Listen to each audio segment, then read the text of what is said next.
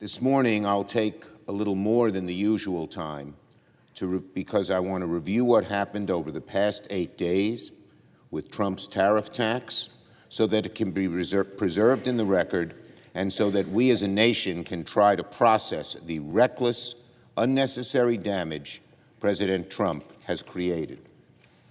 The past 8 days have been an absolute embarrassment for President Trump and for everyone who truly cares about this country. During these 8 days, the world saw the President of the United States reveal his total lack of understanding of international trade, macro and microeconomics, and foreign relations.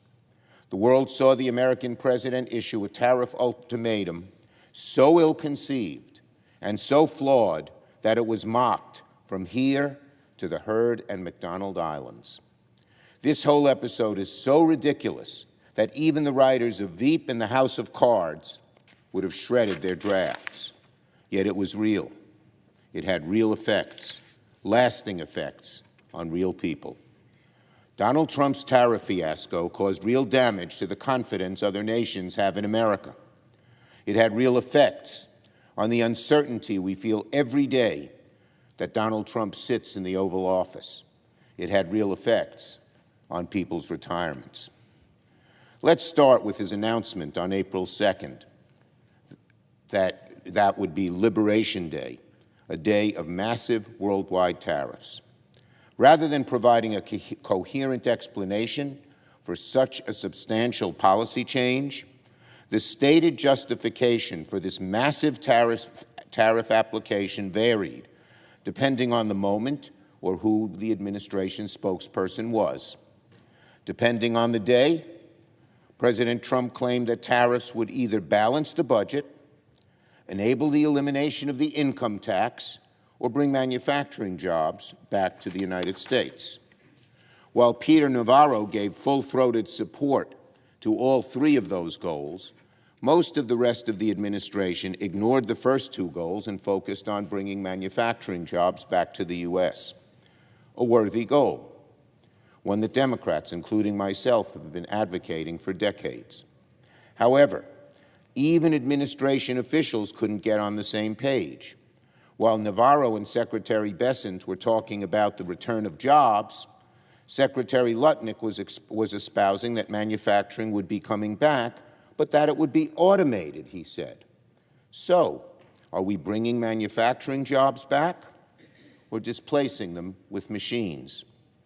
It's clear, Mr. President, as April 2nd approached, no one, not even the most devoted Trump apologist, except maybe only Ron Vara, believed the president had an actual plan. Nevertheless, he persisted.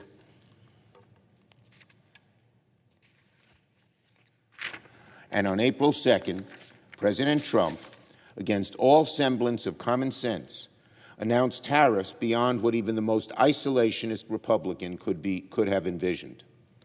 The president made some outlandish claims, and he held up a chart with a lot of numbers on it. And his claims and those numbers were a surprise to pretty much everyone who understands the language, the theory, and mathematics of trade. Putting aside the idiotic tariffs applied to penguins, who produce nothing but guano and baby penguins and consume little more than krill and fish, and putting aside the tariffs on countries who make products Americans crave but who lack the purchasing power to buy our products in return, we all quickly realized that the numbers on Donald Trump's chart were so nonsensical that it took some of the world's greatest economic minds to reverse engineer it to determine the formula. And yet, in perfect Trumpian fashion, his administration released the actual formula and the assumptions behind the chart.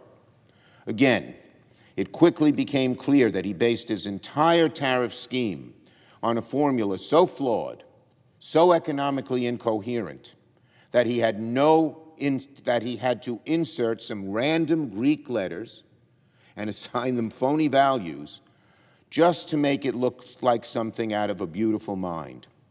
But instead of a stroke of genius, what we got was gibberish. Not genius, but gibberish.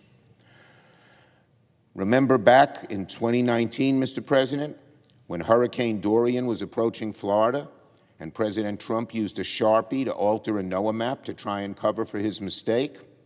Well, this phony formula is the 2025 reincarnation of Sharpiegate. Except the economic consequences of this fraud will affect millions and millions of Americans. Now, I won't stand up here and say I oppose all tariffs. I don't.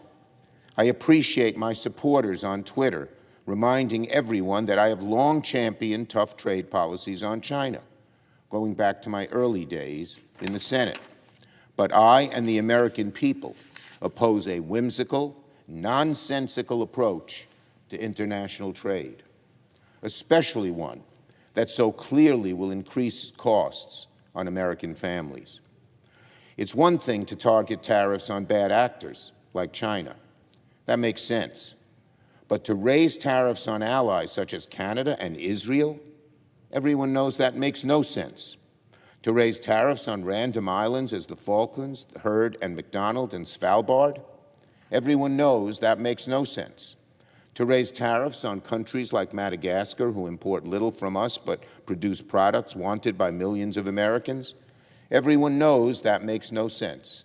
And yet, he persisted, Trump persisted, and the world's financial markets melted down on Thursday and Friday. That meltdown may not have mattered to President Trump, but it certainly mattered to millions of Americans.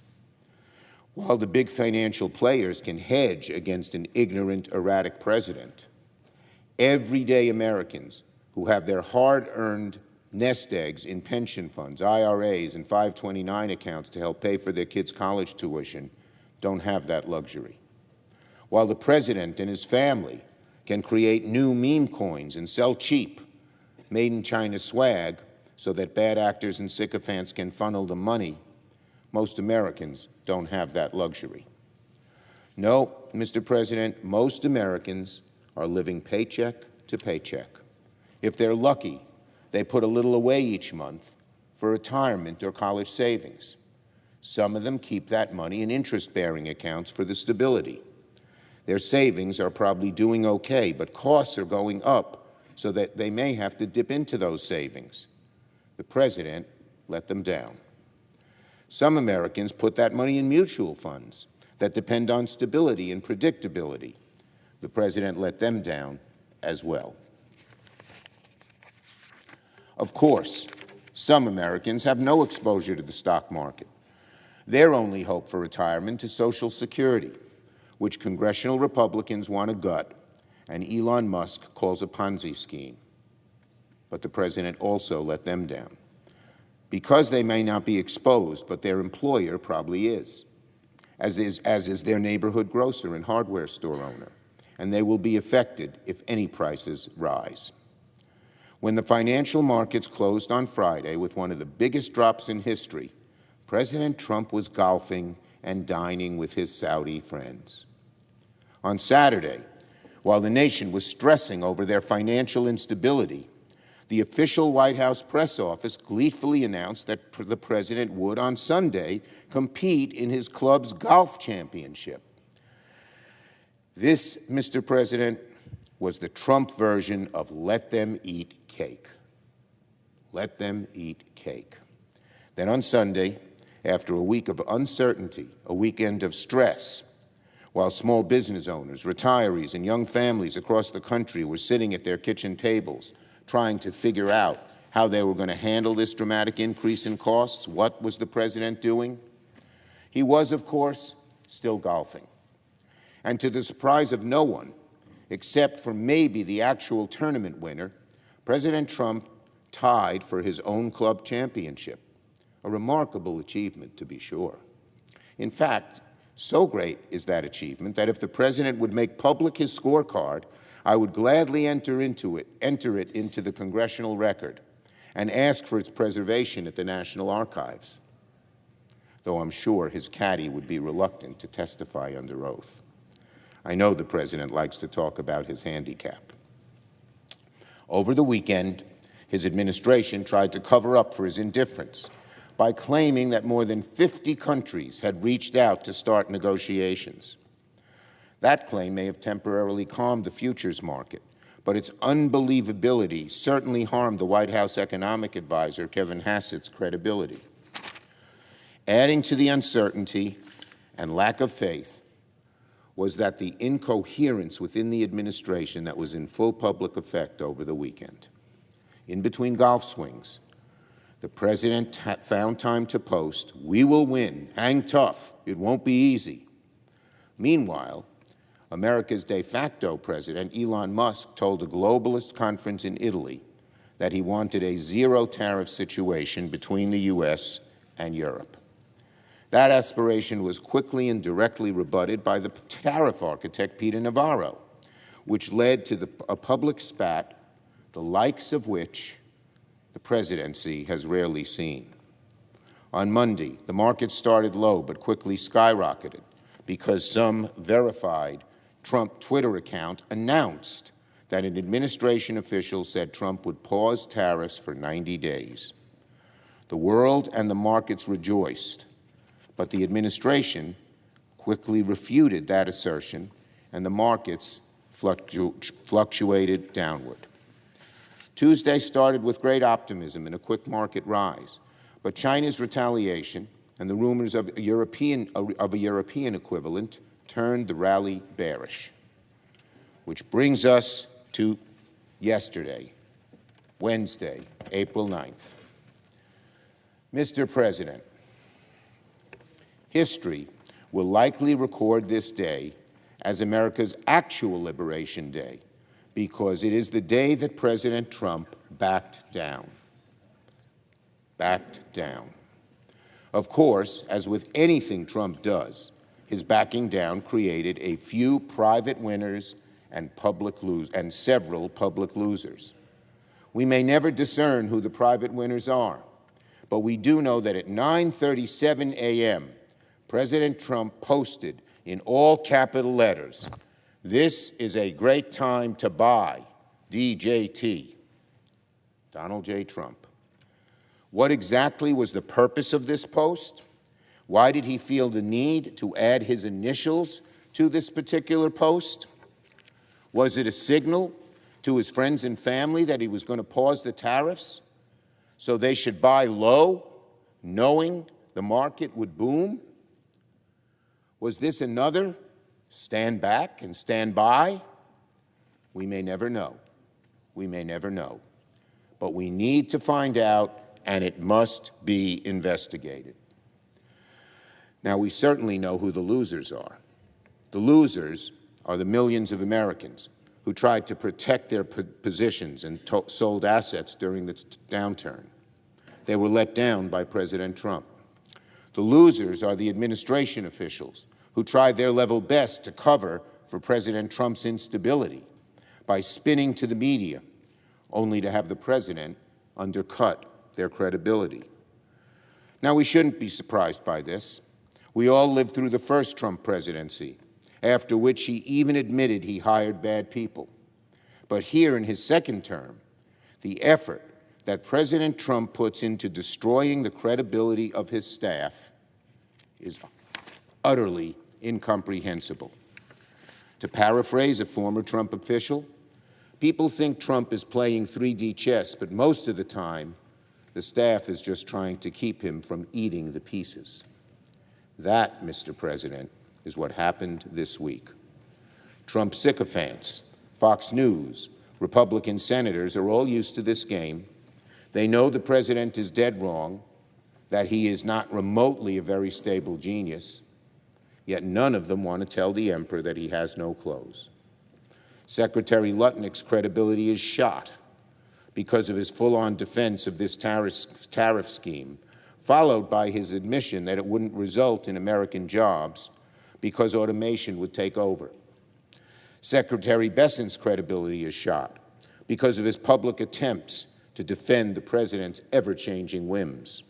He spent the weekend and the week saying the administration doesn't want deals, that we're bringing manufacturing back. We aren't pausing. But As recent as yesterday, he made the Orwellian claim that Main Street would benefit from this tariff scheme. But then today, his full humiliation was complete, as he tweeted after the president backed down, "No one creates leverage for himself like POTUS." Give me a break. The president even undercut his trade representative during a congressional hearing. Jamieson Greer spent hours defending the president's tariff policy, only to learn of the president's backtracking while sitting at the witness stand. And then, after hours of administration officials claiming that this wasn't a backtrack, that it was the plan all along, President Trump goes to the mics and undercuts his team by saying he caved because he was watching the bond markets and people were getting nervous. With Trump, obedience begets humiliation. So now, Mr. President, you and 330 million of your fellow Americans and countries across the planet are asking, where are we? Sadly, no one knows, not even President Trump. Some proposed tariffs have been reduced, some have not. Our neighbors in Canada and Mexico are asking how this applies to them, and they can't get straight answers. The president himself has leaned into the uncertainty, offering that he may give breaks to certain companies. We should assume those that are owned by his family and his friends. That's how this administration rolls. Asked yesterday about potential tariff reprieves for companies, he replied, this is President Trump, "There have been some that have been hit hard. There are some that by the nature of the company get hit a little bit harder." And we'll take a look at that.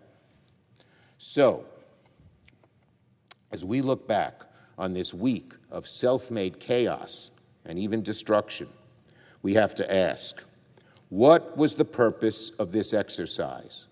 What was the purpose of this exercise? Was it, as President Trump originally said, to force other countries to pay enough tariffs so the United States could eliminate the income tax? No, Trump backed off that. Was it, as President Trump said later, to retaliate against countries that were unfair to us? No, that was never true, but even if it was, Trump backed off that. Was it, as some sycophants and cabinet secretaries have claimed, some 4D chess move to call China's bluff? No, everyone knows that isn't true. This was not a week of 3D chess, 4D chess, nor even checkers. Again, to paraphrase a former Trump official, people think Trump is playing 3D chess, but most of the time, the staff is just trying to keep him from eating the pieces. President Trump is a guy who lights the house on fire, calls 911, and then his MAGA sycophants and Republican senators hit the airwaves and take to social media to laud him for putting out the fire. The president did real harm to America and Americans over the last week, and Senate Republicans stood by and cheered. Senate Democrats will do everything we can to help minimize the damage. I yield the floor. Note the absence of a quorum.